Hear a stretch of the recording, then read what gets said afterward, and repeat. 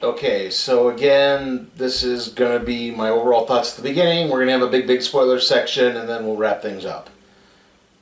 Okay. I'm going to be getting episodes 6 through 9 of Doctor Who an A. Might be 5 through 8, I can't even remember. Basically, the last 3 episodes of Season 1 of Doctor Who are getting an A. Overall, really fun, really enjoyable. Great use of characterization. Good points in there. Interesting ideas taken down. Nice revelation with Ruby Sunday, without spoiling too much. Also, again, a cool villain revived. Again, try not to spoil too much there, but overall, really enjoyable. Like I said, the season overall, I think, also gets an A. Like I said, fun. Shutigawa is bringing a lot of energy. I'm sorry, in Shutigawa is bringing in a lot of energy, yeah, with the whole pronunciation thing. Yeah, he himself had been calling himself the wrong name this whole time. So yeah, okay. Anyway, in Shutigawa has brought a lot of energy that I think had been missing from Doctor Who for a long time. It's fun again, like it just hadn't been fun recently, at least not for me. And I think this had really helped beef things back up into an enjoyable spot. If I had any drawbacks, I'd say, especially with these last few episodes, they were kind of rushed. I wish there were a little bit more. I think you could have probably done at least 12. It would have worked just as well. I mean, we have a special coming up at the end of the year, but yeah, that's what I'm talking about there. And also, there's some weird continuity gaffes that I don't think are explained too well. I can't do it without spoiling too much, but I'll just leave it that there. And yeah, there was one other thing too. I'm trying to think what it was.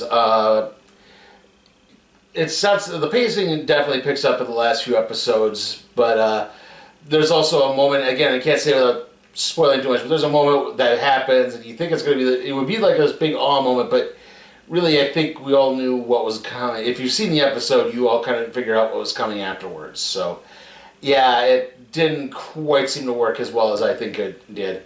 And it does raise some interesting questions, however. So, yeah, like I said, these 3 episodes get an A. The season overall gets an A. Doctor Who is definitely back in a big way. After the day's labours, how nice to come home to the wife.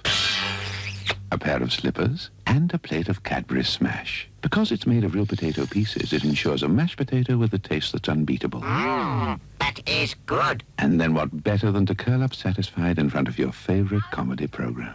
And after peeling all for 20 minutes, For mash, get smash.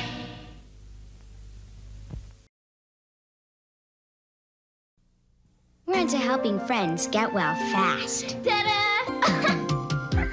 And we're for sure into Dr. Barbie. Dr. Barbie's into making her patients feel good. She's into checking them out like a doctor would. She's into changing fast for dates with Dr. Ken. We're into it too, again and again. We're into Barbie. We're into Barbie. Dr. Barbie doll with all this. Skipper and Ken dolls and Loving Care play case sold separately. You put it together. From Mattel. Okay, again, this is the spoiler section. If you want to avoid everything, skip to this point in the video. Okay, so we're picking up with episode 6 of Doctor Who at this point. It's called Rogue. This is the big Bridgerton homage, with, of course, a little sci-fi twist thrown in there. Basically, they're in, Doctor and Ruby are in, I believe it is 1813 in Bath. They're attending this party, and kind of outside the party you see 2 guys getting into a bit of an argument over something. One of the guys says, "I wish I could be more bad like you. In fact, maybe I will be," and kills the other man and shapeshifts into his form. This is, he takes the form of Lord Barton over a servant girl he has possibly gotten into a relationship with and may have even gotten pregnant. And as this is happening, the Doctor and Ruby are at this party. They're dancing a little bit. It's causing a little bit of attention because of reasons. But then they break away. Ruby winds up meeting with Lord Barton, the shapeshifter, and the Doctor winds up meeting with an individual just known as Rogue, who turns out is also a time traveler. He's a time-traveling bounty hunter who named himself after a D&D campaign, basically. Much flirting ensues, however. Rogue seems to think that the Doctor is one of these shapeshifters, part of a race called the Chalder. However, the Doctor is not, and proceeds to show several of his regenerated faces to throw everything in, including infamously the Shulka Doctor. There are whole videos about that where you can look that up. I'm not going to quite get into it. Anyway, as this is happening, Ruby winds up bonding with Lady Emily, who is the lady in this conversation that Lord Barton had been romancing. And they're talking, and as this is happening, they're also discovering several dead bodies. And it turns out that there are several of these Chalder beings here who are actually kind of bird people when you see them in their normal form. And it turns out that they're basically cosplay fanatics, and it's kind of a little bit of fandom bits here, where anything that causes intrigue and scandal, they kind of sort of thrive on. There's sort of that kind of fans of something. Like apparently they'd gotten Bridgerton episodes on their planet, and now they travel back to the actual time to intervene themselves, and also maybe act a little cuckoo-ish in that they're trying to use it to propagate their species and take over the planet.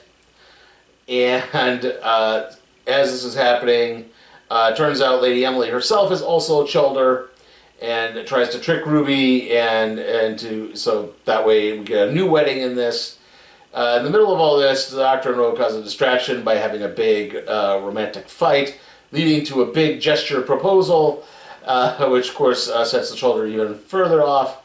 However, I think they clue in, and as this happens, we see Ruby enter the picture, and the Doctor thinks that Ruby is a Chalder and winds up trapping her in this device that Rogue has, where they get teleported off to, I think it was, let me check here, yeah, like I said, this is kind of a LARP thing. They're trying to, the Doctor wants to, Ruby, more flirty, they're trying to find, I can't remember if it's another dimension, or it's basically just an empty planet.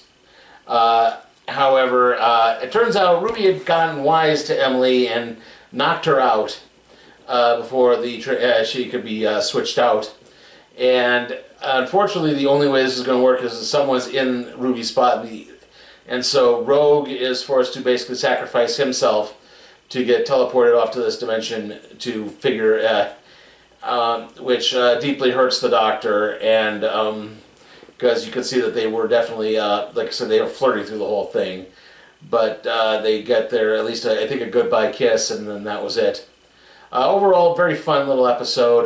Definitely it was a cool down episode before we lead into the next episode, which was episode... Yeah, I wrote these all weird, so I think I have episode 6 and then I wrote down episode 8. But anyway, it's The Legend of Ruby Sunday, and then the 9th episode is Empire of Death. That's two-parter. Basically, the Doctor has noticed that there's this strange woman named Susan Twist who keeps appearing in all those adventures. He's not entirely sure what exactly has been going on here. You know, she was... It goes all the way back to Wild Blue Yonder, and it's like she was part of the corporation that sent the ship out to the edge of the universe. She was part of the corporation that stranded the space babies where they were. She was part of the group behind the military action on Boom. I think she was the late Duchess in the Bridgerton episode in Rogue. There's a few more. She was Lindy's mother in Dot and Bubble. And he's like, what's going on? And everyone says, oh, she's actually this big tech guru who came up with this new technology. And he looks and he says, I can't even remember what the company was called here. It's Susan Triad. And Triad is a anagram for TARDIS, and they already figured it out, and Unit has already figured that out. So, Ruby can't help but point out that Susan has the same name as the Doctor's granddaughter, which definitely perks up Kate Stewart's ears, as she's never heard of, the Doctor or having any type of family or children. And it does lead into a very interesting conversation. Like, you never even told my father, who you were so close to, about that. However, the Doctor has another ulterior motive, which is they're trying to track down Ruby's mother, trying to figure out why is her abandonment on this church road, at this church on Ruby Road, so important? Why is this such a weird fixture in history? And they're trying, and they have a time portal, which they can't really use to travel in. Unit can't really use to travel in time, but they can basically recreate the scenario. And Ruby has closed circuit footage of her mother dropping her off. They can't quite seem to get a good look at her. However, as this is happening, something is going on. It's basically a time holodeck. And the TARDIS has started growling a lot. In fact, it had actually been growling since Wild Blue Yonder, and it's upsetting everyone.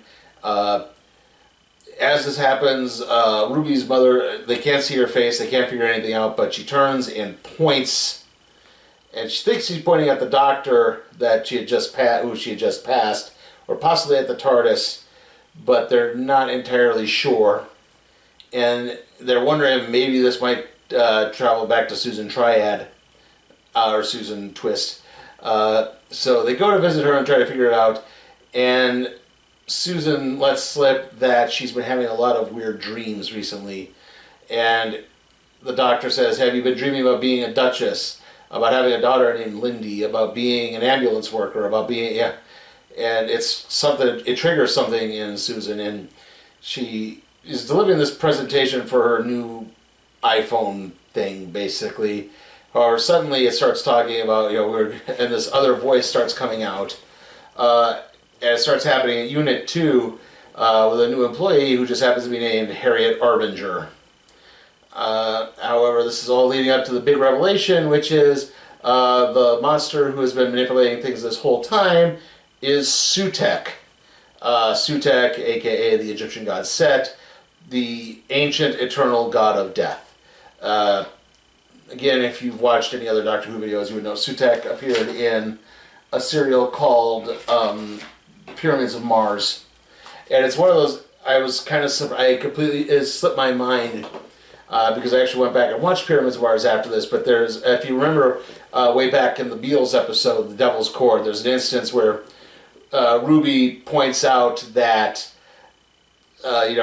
she exists, so obviously the Doctor did something to stop the Maestro, so they could just go back to her time. Yeah, they could just leave the Maestro alone, because obviously if Ruby exists, everything. And he says, well, no, that's just because the TARDIS protects you, and he takes her back to 2024, and you see the world is destroyed.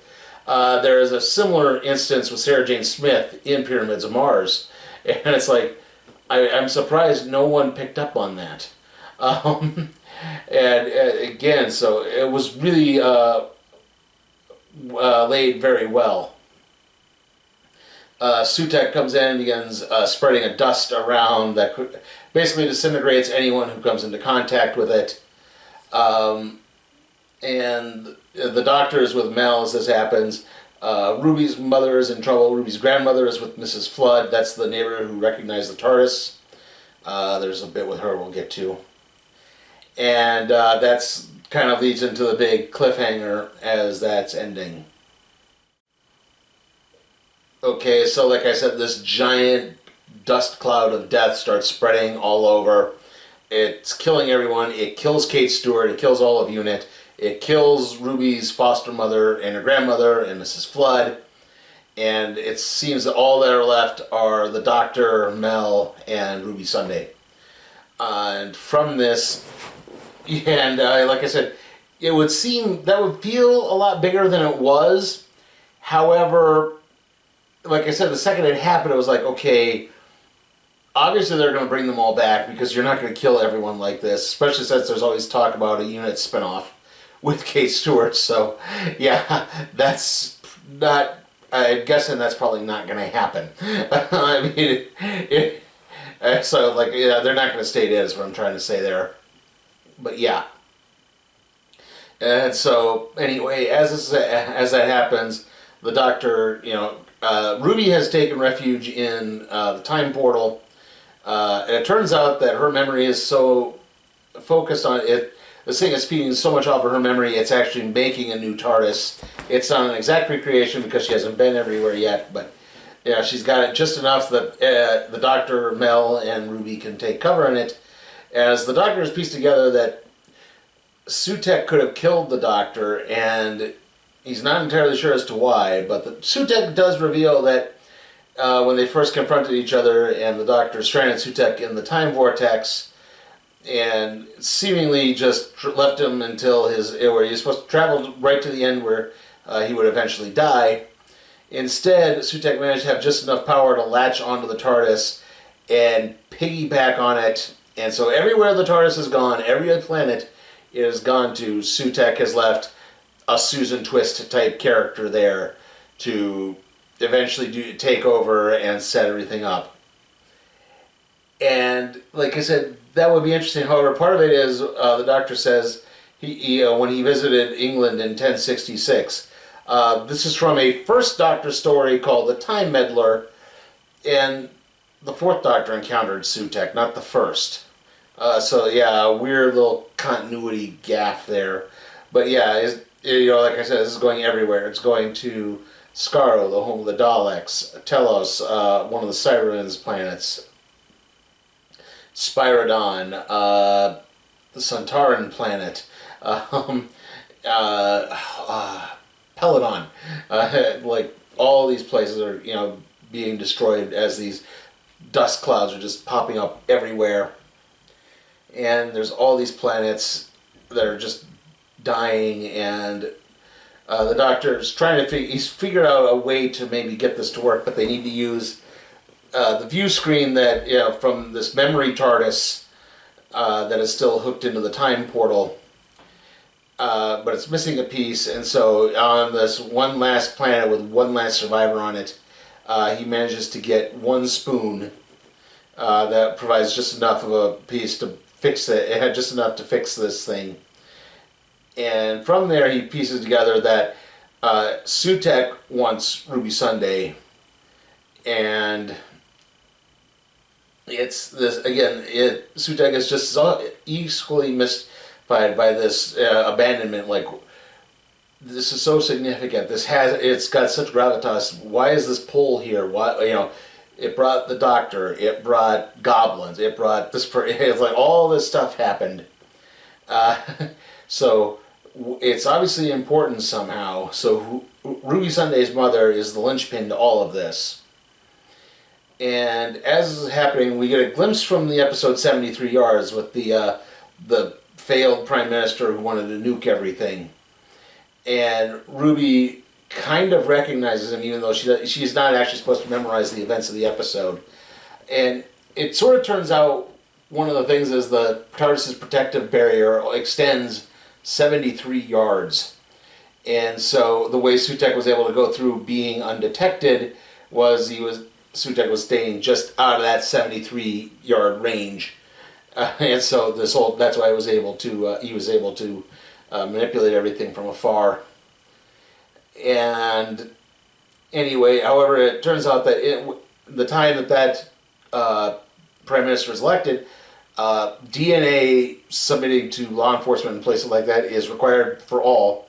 And they said, we could just go there, use your DNA, and see if it matches up with anyone in the database. And, we can finally figure out your mother as we finally figure out the importance. And as this is happening, Sutekh manages to take possession of Mel the way he took possession of Susan Twist and a few others. And the Doctor figures it out rather quickly, because at one point he tries to pull Mel out of the way and he realizes her hand is very cold.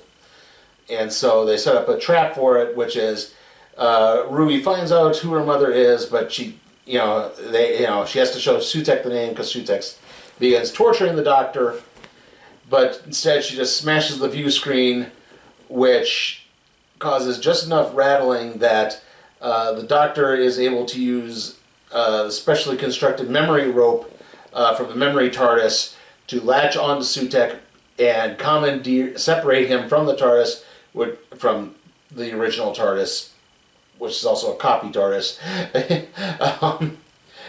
We'll just call it the Doctor's TARDIS, so they can run in and recommandeer it and take it back over, at which point they begin dragging Sutekh back through the time vortex, back through Sutekh's own timeline, and because he's traveling back into his own timeline, and he's undoing everything he did.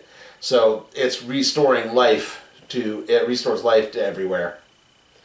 I don't know how far it goes back, because I did not hear, because obviously it brings back the planets that were destroyed, but you don't hear about Gallifrey. So how much, which you'd have to think Sutekh probably played a role in that. But anyway, all the planets get revived. Sutekh is eventually, they drag Sutekh to the point that they can disconnect it, and he flies into the time vortex and seemingly crumbles to dust until the next time. Sutekh is dealt with, the Doctor returns. Everyone is back, kind of with their memory still intact. Like they remember being dead. So there's a little bit of that crumbling to dust and everything. But it's all restored, and finally they're able to, they use the DNA testing again to try to track down, they use UNIT's database to track down a possible mother for Ruby, and it turns out it's just this nurse named, I think it was Louise Miller. Yeah, and it's like she escaped an abusive home, hooked up with a boyfriend, got pregnant, ran away, just didn't want to saddle him with anything, hid the pregnancy from her stepfather long enough to get out of the home. When she had the baby, she left it on the road, and what she was pointing to wasn't the Doctor or the TARDIS. She was pointing to the road sign, the Ruby Road sign, because she wanted the baby to be named Ruby. So she was using the security camera to indicate that she wanted the child to be named Ruby. And they're able to track down where she lives. She lives in Coventry. And Ruby is reunited with her mother, and they have a big reunion with her foster mother and her foster grandmother and the Doctor. And at the end, she says, well, we've tracked down my father too. We're going to go visit him, and, I'd love to come with you in the TARDIS, but, I want to do this right now. And the Doctor's like, yeah. But she tells the Doctor to go try to see if he can track down Susan, to try to find his own family too. And the Doctor kind of says, yeah, okay. Yeah, but he's got other stuff to do too. And he takes off, and as we see, as it ends, Miss Flood takes over the narration, and she says, and finally Ruby's Sunday had a happy ending, and everyone was happy. As for the Doctor, well, he did, unfortunately he has, I think it's, I wrote it down here, yeah, here it is. This is abject horror. So, yeah, the Doctor's story ends with abject horror. Bye! and that's how it ends. So, yeah. Like I said, I love the idea of bringing back Sutekh. I had been hoping, we had the Toymaker earlier, but it's like I'd been hoping we could get another classic era villain that isn't the Daleks, Cybermen, Master, Centaurans. Yeah, it just, again, get a new take on it, and I do think this was a really good take. And I like the idea that Sutekh was able to just kind of linger in the background and manipulate things for so long and just drive it all to this point. And, when you just see the Doctor being driven into this brink of hopelessness and still fighting to try to fix it and fighting to try to get it right. And it's really well done. Like I say, if I have the problems again, it's the the continuity, flubs here and there, and I think also, like I said before, the thing with the killing everyone, okay, they're gonna bring everyone back, Like maybe you could have had someone else be with the Doctor too, and not just Again, where maybe like push Kate Stewart's death back a little bit, so it's like, oh, she escaped, so she'll be okay. And then when she does die, it would actually mean more, and then maybe she couldn't come back, and then lead into that, But the problem is, again, it happens so fast in the episode that it's like, okay, obviously he's going to wind up undoing all of this. That was the one problem I really had, especially in the final episode. So yeah, that part didn't quite work, but other than that, like I said, overall just fun. Again, best first season for a Doctor probably since Matt Smith's first season. Like Capaldi's first season was good, but I don't think it had a lot of high points in it. But yeah, Matt Smith's was where again it brought that energy, that oomph that Doctor Who needs, and I just didn't think it was in many of the other first season, outside of obviously the first season with Christopher Eccleston as well. But yeah, but it was definitely fun, and it's set up Doctor Who to be around hopefully for a long time. After a hard morning's workout, you'll need something quick and nutritious, like Cadbury Smash. Real potato pieces that ripple with vitamin C, leaving you raring to go. For Mash Get Smash.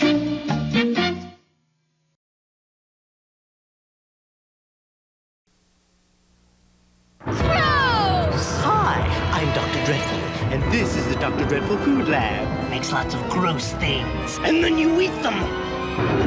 Dr. Dreadful's monster skin.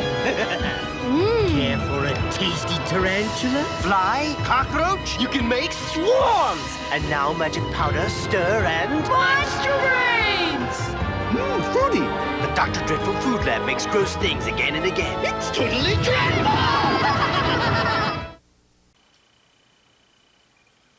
Okay, so in all likelihood, barring anything else, the next video is probably going to be the random trade review on Hellboy Volume 1 Seed of Destruction. After that, it's probably going to be Money in the Bank and the NXT show, Heatwave, I believe. Yeah, that's pretty much it, I think, at least in terms of the next videos, unless something else happens. I'd still like to set up to start doing the football stuff again, but I'm not quite in the position to do that just yet. Hopefully I will be soon. See you all next time.